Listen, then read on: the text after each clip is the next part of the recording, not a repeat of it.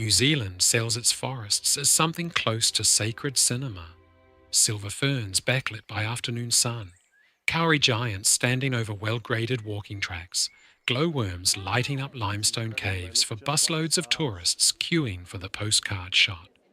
The brochures call it native bush, ancient, untouched, safe enough for a Sunday family walk with the kids and the dog. That is the version stitched into every tourism campaign this country has ever run, and it is not a lie exactly. It is just the half of the story that photographs well. But talk to the people who actually live on the edge of these forests, the ones whose farms back onto the tree line, whose grandparents worked the old logging camps, whose local knowledge was never written down in any Department of Conservation pamphlet. And you get a very different answer when you ask what happens once the sun goes down. Ask a local in Woodhill or Pureora or the Catlins whether they walk those tracks at night, and watch how quickly the conversation changes from casual to careful. Some of them will laugh it off. Most of them, if you give the silence a second longer than feels comfortable, will tell you a story instead. Tonight, 10 forests where the locals themselves stop at the tree line and go home before dark, for reasons that range from documented disaster to old grief, to something nobody has ever managed to properly explain. Go on, subscribe, and I'll tell you the whole story. Number 10.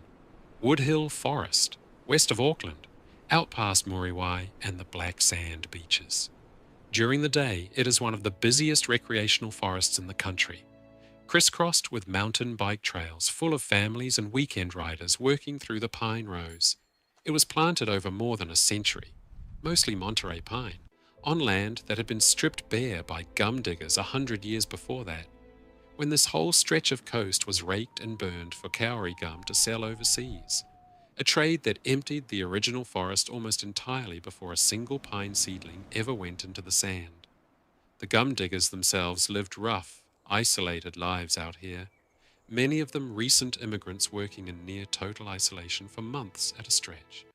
And regional histories note more than a few who simply stopped being accounted for, swallowed by land that was, at the time, still mostly bare dune and scrub rather than the forest that stands today. The official version of Woodhill today is straightforward, a working plantation forest, managed for timber and recreation, no different in principle from 100 others across the North Island. And yet Woodhill carries a reputation among Aucklanders that has nothing to do with mountain biking. Locals talk about the forest as a place things get left. Cars found empty at the end of a fire trail with the keys still in the ignition. Farm gear abandoned mid-track. Search parties that go in over a weekend and come out having covered kilometres of identical pine rows without finding what they were looking for. None of this is officially catalogued as anything unusual. Pine forests are large, disorienting, and popular with people in crisis precisely because they are quiet and hard to search. A pattern Auckland Council itself has acknowledged in passing when discussing forest safety signage over the years.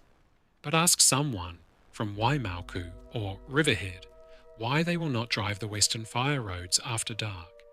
And the answer rarely mentions logistics. It mentions a feeling. The trees close in identically in every direction.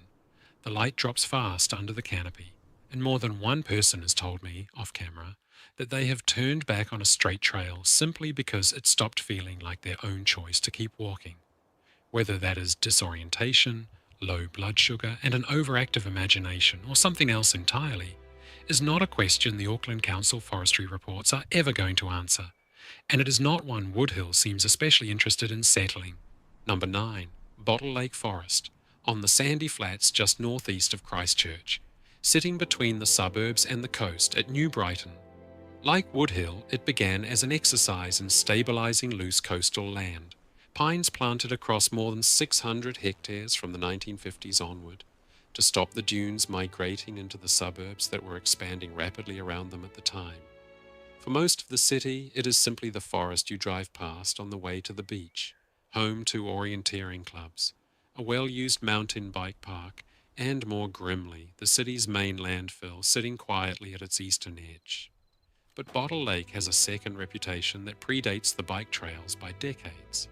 Through the 1980s and into the 1990s, the forest became attached, fairly or not, to a wave of local rumour involving occult gatherings, animal remains found off the main tracks, and teenagers daring each other to walk in after midnight, the kind of moral panic that swept through several New Zealand cities during that era and rarely survived close examination. Christchurch police at the time investigated a handful of the reports and found, in most cases, evidence of vandalism or petty misadventure rather than anything organised. But the stories outlived the investigations the way local legend always does, passed on largely unchanged from one generation of eastern suburbs teenagers to the next. What is verifiable is less dramatic and honestly more unsettling in its own quiet way. Bottle Lake sits low and almost perfectly flat, crisscrossed with near-identical fire breaks that offer none of the natural landmarks a hillier forest would provide, and it has hosted more than one genuine search for a missing person over the years. Some resolved within hours, others stretching over several days with dozens of searchers working the grid. The Christchurch City Council, which manages the forest today, describes it in entirely practical terms: recreation, forestry, dune stabilisation, waste management. Nobody official is going to confirm or deny 40 years of teenage folklore. But talk to anyone who grew up in the eastern suburbs in the 80s, and they will tell you, without much hesitation, that Bottle Lake was the forest you were told to stay out of once the sun went down, and that the warning came from parents who had heard the same warning from their own, long before anyone had a name for what they were actually afraid of. That is often how these things survive, not as a single dramatic event anyone can point to, but as a habit of caution, quietly renewed every generation, long after the original reason for it has been half forgotten. Number 8. The Kaimai Ranges, the forested spine of hills running between the Waikato and the Bay of Plenty, dividing the flat dairy country around Matamata from the citrus and kiwi fruit orchards of Tauranga on the other side. Thickly bushed, steep, and notoriously changeable in weather, the Kaimais have a very specific and very documented reason for their reputation, one that does not rely on rumour at all. On the night of the 3rd of July 1963, a National Airways Corporation DC-3 flying from Auckland to Tauranga struck the range in cloud and heavy rain, killing all 23 people on board. It remains the deadliest aviation accident in New Zealand history, and the crash triggered one of the largest search operations the country had seen at that point. Hundreds of volunteers and defence personnel combing steep, bush-choked terrain in appalling weather for days before the wreckage was located. It was never fully recovered. The terrain was too steep, too remote, too dangerous to bring equipment in, and pieces of the aircraft are still up there today, more than 60 years on, slowly disappearing under moss and undergrowth, a short but genuinely difficult walk from the main range track. The official cause was determined to be pilot error in poor visibility, compounded by the mountain's unpredictable weather systems, which can shift from clear to zero visibility fog in the time it takes to walk a single ridge, a hazard the Civil Aviation Authority still references today when briefing pilots on the range. That is the coroner's version, and it is not in serious dispute. What lingers in the Bay of Plenty is something else, a specific local unease about the range after dark that long-time trampers describe almost identically, a sense of being watched on certain ridgelines, radios and compasses behaving strangely near the crash site, and a reluctance, shared by search and rescue volunteers who have worked the Kaimais for decades, to be caught out on the tops once the light starts to go. Some of that is simply respect for genuinely dangerous terrain, and the Kaimais deserve that respect regardless of anything else. Whether all of it is nothing more than respect for the terrain is a different question, and it is one the volunteers themselves do not always answer the same way twice, depending on how recently they have walked the ridge closest to the wreck. If that one sits with you, wait until we get to number 3, a forest much closer to the middle of a major city than most people driving past it would ever guess. Number 7. Pureora Forest Park, in the central North Island between Lake Taupo and the King Country, straddling a plateau that gets genuinely cold and genuinely wet for a large part of the year. Pureora is one of the last substantial stands of old-growth podocarp forest left in New Zealand, towering rimu and totara, some of them well over 1,000 years old. the kind of trees that once covered most of this part of the country, before large-scale milling arrived and cleared it, tree by tree, across the 20th century. That milling very nearly took Pureora too. Through the 1970s, logging crews were working steadily through the forest, under government contract, and the whole park would likely have gone the way of most of the central North Island's ancient bush, had it not been for a small group of conservationists who, in 1978, climbed into the canopy and refused to come down, sitting in the treetops for weeks in cold, difficult conditions to physically block the chainsaws below them. The protest worked. Logging was halted the following year, and Pureora became one of the founding victories of New Zealand's modern conservation movement, a turning point regularly cited by the Department of Conservation itself as the moment public opinion on native forest logging genuinely shifted. That is the proud, well-documented version, and it deserves to be told exactly that way. But the forest holds an older, quieter history underneath it, one that gets far less attention in the official material. Long before the tree-sitters, Pureora's dense interior sheltered logging camps that operated in genuine isolation, cut off by weather and distance for weeks at a stretch, with living conditions that modern accounts, drawn from surviving workers' diaries, describe as consistently brutal, cold, wet, and physically punishing in ways that would not be tolerated in any forestry operation today. Workers went missing on occasion, not many, but enough that the pattern is noted in regional histories of the King Country timber trade. Swallowed by terrain that gave searchers almost nothing to work with. Thick understory, no clear sightlines, and rain that erased tracks within hours of them being made. The Department of Conservation, which now manages Pureora as a flagship reserve, focuses its interpretation entirely on the ecological victory, and rightly so, given what was saved. But locals from the small settlements around the park's edges will still tell you that the old campsites, deep in under the canopy and rarely visited now, are not places you go looking for after the light fails, and that the silence under those old trees at night is not, in their words, the same silence as during the day. Number 6. The Catlins Forest. Tucked into the remote southeastern corner of the South Island between Balclutha and the start of Southland proper. This is New Zealand at its most isolated and most weather-beaten, a coastline of shipwrecks and forest that runs almost to the cliff edge in places, podocarp and beach bush shaped by salt wind coming straight off the Southern Ocean with nothing between here and Antarctica to slow it down. Officially, the Catlins is marketed as a scenic detour, waterfalls, a genuine fossil forest exposed on the shore platform at Karioi Bay, and a chance to see yellow-eyed penguins away from the crowds further north. All of that is genuinely true and genuinely worth the drive, and the district's small tourism economy depends heavily on visitors making the trip. What the tourism material tends to leave out is the density of maritime disaster that surrounds the forest on almost every side.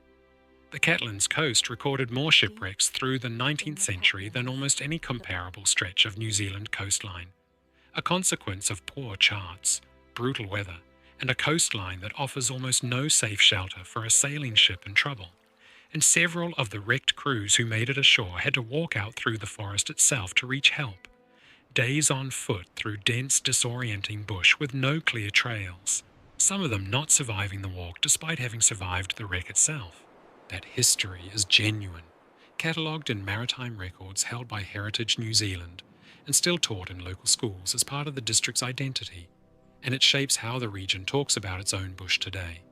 Locals in the small Catlin settlements, places like Owaka and Papatowai, describe the forest at night as heavy, in a way that is hard to put into plain words. Not haunted. Most of them are careful to say. Just old, and full of the kind of silence that makes you remember every wrecked ship story you were told as a kid around a fire. Search and rescue teams in the district will tell you plainly that Catlin's bush at night disorients faster than almost anywhere else in the South Island, thanks to a canopy that blocks starlight almost completely, and terrain that folds back on itself in ways a torch beam simply cannot show you. The same terrain that once swallowed shipwrecked sailors within sight, almost, of the coast they had just survived. Number 5. The Kauaeranga Valley. Running up into the Coromandel Range behind Thames, one of the wettest and steepest catchments in the North Island. This valley was the engine room of one of New Zealand's strangest and most ingenious industries, kauri logging using timber dams, enormous wooden structures built across streams specifically to be blown apart on cue, releasing a wall of water and logs that came crashing down the valley to the mills waiting below. An operation that required precise timing and no small amount of danger for the men working the trigger mechanisms. The remains of those dams are still there, and the Department of Conservation has turned several of them into a genuinely fascinating heritage walk, complete with interpretation panels explaining the engineering to modern visitors who often struggle to believe men once cleared entire valleys of kauri using nothing but water pressure and gravity. That is the official, well-lit version of Kauaeranga's history, and it is a good one, arguably one of the best-told industrial heritage stories in the country. Less well-lit is the valley's more recent record with trampers, the Pinnacles Track, which climbs out of the valley toward one of the Coromandel's best-known summits, is popular and generally safe when conditions are good. But the wider Kauaeranga catchment has a long list of search and rescue call-outs stretching back decades, logged in Land Search and Rescue's own regional statistics, including at least a small number of disappearances that were never fully resolved, trampers who went in and were not found, or were found only much later, far from where searchers had concentrated their efforts based on the person's stated plans. The terrain does most of the explaining on its own. Steep, densely vegetated, prone to flash flooding that can turn a shallow stream, crossing into a genuine hazard within minutes of rain starting in the ranges above. A danger the Department of Conservation warns about explicitly on every track sign in the valley. But locals in Thames add something the official incident reports do not: a consistent description of the valley after dark as somewhere sound behaves oddly. Voices and footsteps carrying from directions that do not match where anyone actually is standing. Search coordinators tend to explain this as an acoustic quirk of the valley's steep walls, and that is almost certainly the correct, physical explanation. The trampers who have heard it are not always so quick to agree, even when they cannot say exactly why. Perhaps that is simply what happens in a valley this steep and this old. The physics and the folklore end up sounding remarkably similar by the time they reach the person standing at the bottom of it. If you want a moment away from the trees before we keep going, subscribe to show that these videos actually help and that they make sense. It genuinely does make a difference to what I get to keep making, and it costs you nothing but a tap. Right then, back into the bush. Number 4. Karioi Forest, on the flank of Mount Ruapehu near Ohakune, close to the site of the Tangiwai rail disaster of Christmas Eve, 1953, when a laha surged down the Wangaihu River, swept away a rail bridge minutes before an express train crossed it, and killed 151 people. Still the deadliest disaster in New Zealand's history, and one that touched almost every family in the Central Plateau in some way. Karioi Forest itself was not the site of the tragedy. That happened at the Wangaihu River Bridge, a short distance away, a site now marked with a modest memorial that receives quiet, steady visitation year-round. But the forest has, over the decades since, become tied to it in the local memory of the district, partly through geography and partly through use. In the days and weeks immediately following Tangiwai, parts of the forest were used as a staging and recovery area during the search for victims, some of whom were carried a very long way downstream by the force of the laha and were never fully accounted for. A detail that sits quietly but persistently in local histories of the disaster. The Department of Conservation today manages Karioi as an unremarkable working forest, planted largely in exotic species for timber, with none of the interpretive signage that marks the actual disaster site nearby, and nothing in its official management plan references the events of 1953 at all. That absence is, in its own way, the interesting part. The forest holds a piece of the district's worst day, without officially acknowledging that it does. And locals from Ohakune and Waiouru, many of whom lost relatives or grew up hearing directly from relatives who were part of the search, describe an instinctive avoidance of the forest after dark that has nothing to do with wildlife or terrain, and everything to do with what the ground is understood, quietly and without much discussion, to be holding. Nobody in an official capacity has ever framed Karioi as anything other than a plantation forest.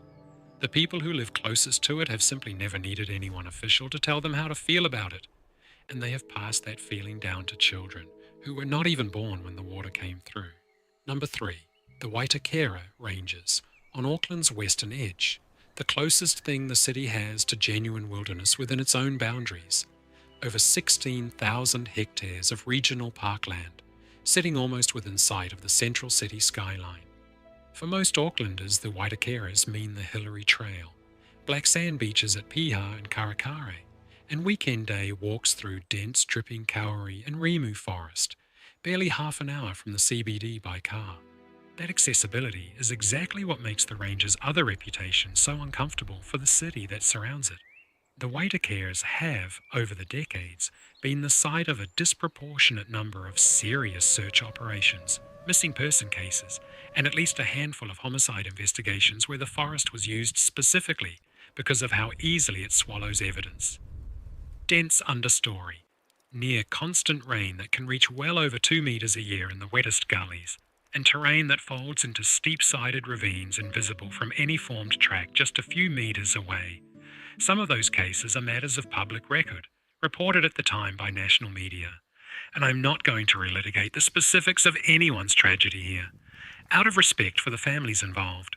What is fair to say, because it is openly discussed by Auckland Council and by the EWI who hold mana whenua over the ranges, is that large sections of the Waitakeres have been under rahui and formal track closures in recent years, officially to stop the spread of Kauri dieback disease, a genuine and serious ecological threat caused by a soil-borne pathogen that is killing the range's oldest trees from the roots up with no known cure.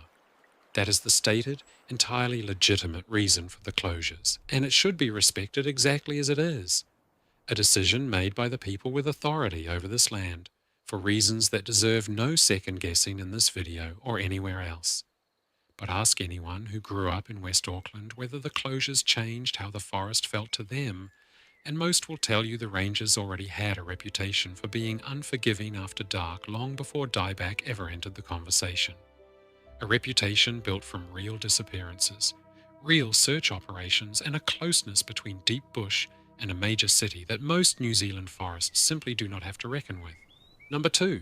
Mount Richmond Forest Park, spreading out from the Pelorus Valley behind Havelock in Marlborough, one of the largest and least visited forest parks in the country, covering more than 180,000 hectares of steep, remote hill country between Marlborough and Nelson.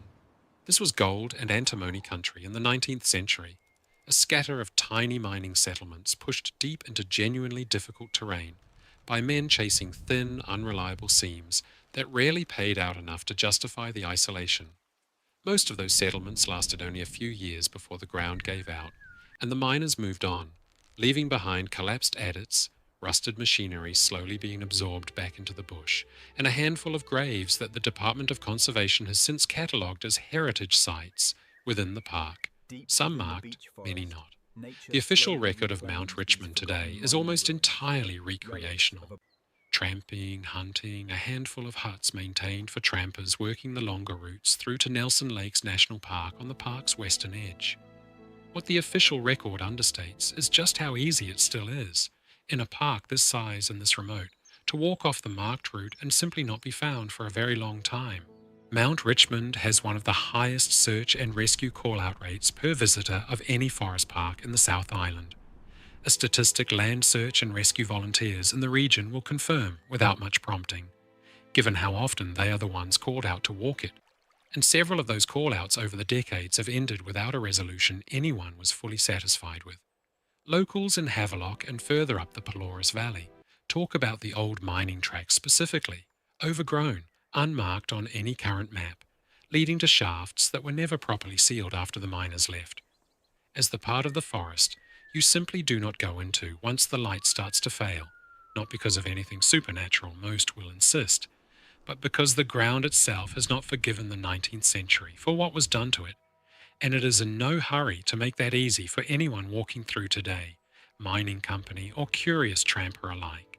Number 1, Waipoua Forest, Northland, home to Tane Mahuta, the largest known living kauri tree in New Zealand. standing an estimated 2,000 years old or more, its trunk alone measured at over 4 meters across.